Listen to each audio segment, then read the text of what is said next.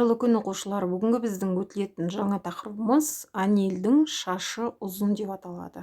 Добрый день, ребята. Сегодняшняя новая тема называется «У Анели длинные волосы». Сөздік тәптерге жаңа сөздерді жазып алайық. Ұзын, длинный, қысқа, короткий, қоңыр, коричневый. Балалар, мен сендерге бір жұмбақ жасырайын. Сендер оның жауабын табуға тырысыңдар. Оқимын.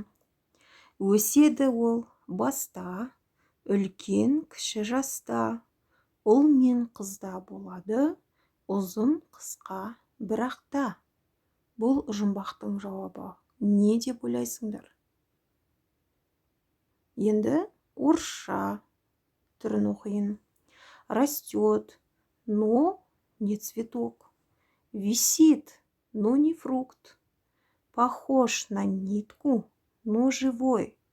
Один выпадает, другой вырастает. Балалар, бұл жұмбақтардың жауабы не болды деп ойлайсыңдар? Жауаптарыңды жіберсеңдер болады. Енді балалар, бұл жердегі суреттерге назар аударайық. Бірінші суретте екі қыздың суреті берілген, екінші суретте екі баланың суреті берілген екен. Ребята, обратите внимание на картинки. На первой картинке девочки, на второй картинке мальчики. Читаем текст. Бұл Анель. Анельдің шашы ұзын. Это Анель. У Анели длинные волосы. Ребята, как вы думаете, кто из этих девочек Анель? Правильно. Девочка, которая имеет длинные волосы, ее зовут Анель. Бұл Анна. Оның шашы қысқа. Это Анна. Ее волосы короткие. Келесі вариантын оқимын. Бұл менің досым Әлібек. Оның шашы қоңыр.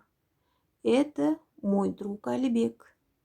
Его волосы коричневые. Бұл жерде кім Әлібек деп ойлайсыңдар?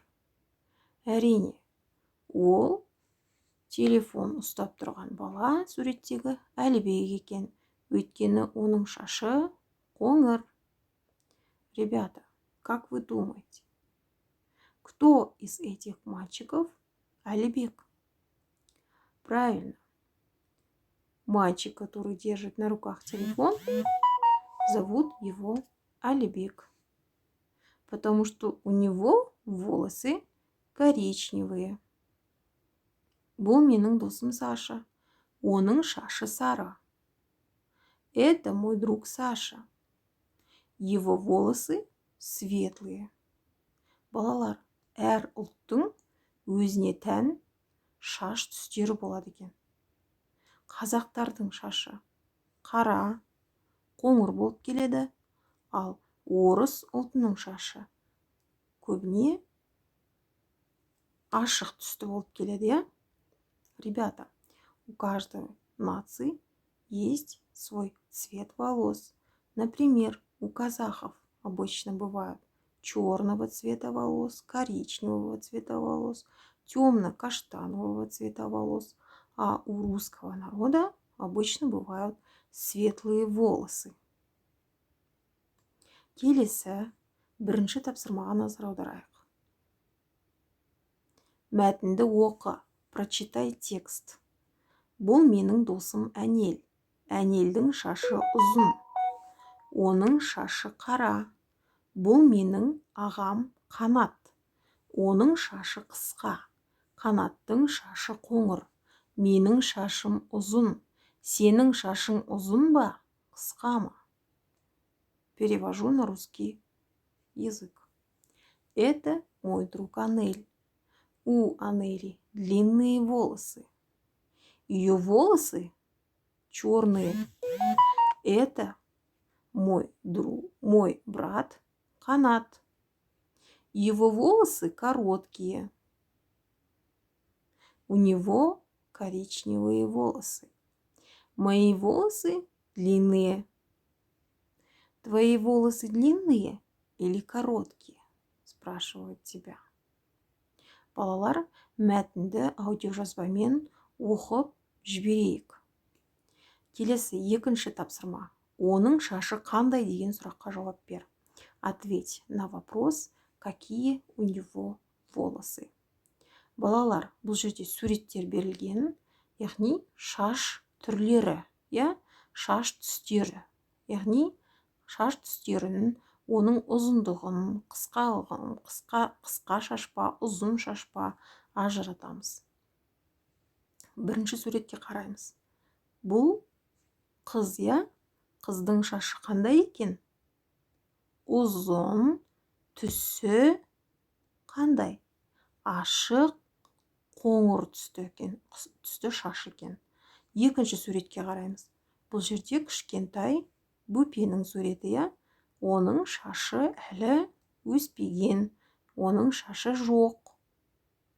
Үшінші суретке қараймыз. Бұл жерде ер баланың суреті, оның шашы қандай? Қысқа және де түсі қара. Төртінші суретке қараймыз. Бұл кім?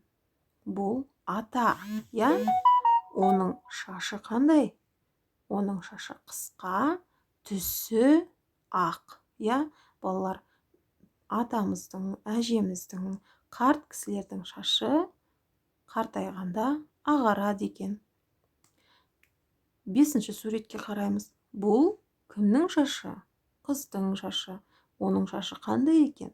Оның шашы ұзын. Ал түсі қандай? Қоңыр түсті. Алтыншы суретке қараймыз. Бұл жерде қыздың шашы, оның шашы қандай? Шашы қысқа және де сары түсті. Ребята, здесь картинки. То есть нам надо сказать, какие у них волосы. На первой картинке девушка, у нее волосы длинные и ярко-коричневого цвета. На второй картинке кто? Маленький ребенок. У него пока волос нет, еще не выросло. А в третьей картинке мальчик. У него волосы какие? Короткие и черного цвета. В четвертой картинке дедушка. Волосы у дедушки короткие и белого цвета. На пятой картинке девочка. У нее волосы длинные и коричневого цвета. Самая последняя картинка девушка. У нее волосы короткие и светлого цвета. То есть нам нужно сказать, какие у них волосы. Длинные или короткие. И сказать, какого цвета их имеет волосы. Какой цвет имеет их волосы. Үшінші тапсырма. Бұл жазылым тапсырмасы. Письменное задание. Үшінші тапсырма. Қажетті сөздерді қойып, сөйлемдерді көшіріп жаз. Вставьте нужные слова и перепишите в тетрадь. Балалар, қажетті сөздер берілген. Осы қажетті сөздерді көп нүктенің орнына қойып, орындаймыз. Бұған қосымша балалар үй тапсырмасы номер 3 жұмыс дәптеріндегі әнелдің шашы ұзын тақырыбына берілген тапсырмаларды орындап, суретке түсіріп жіберу. Балалар, сабақ аяқталды. Сау болыңдар.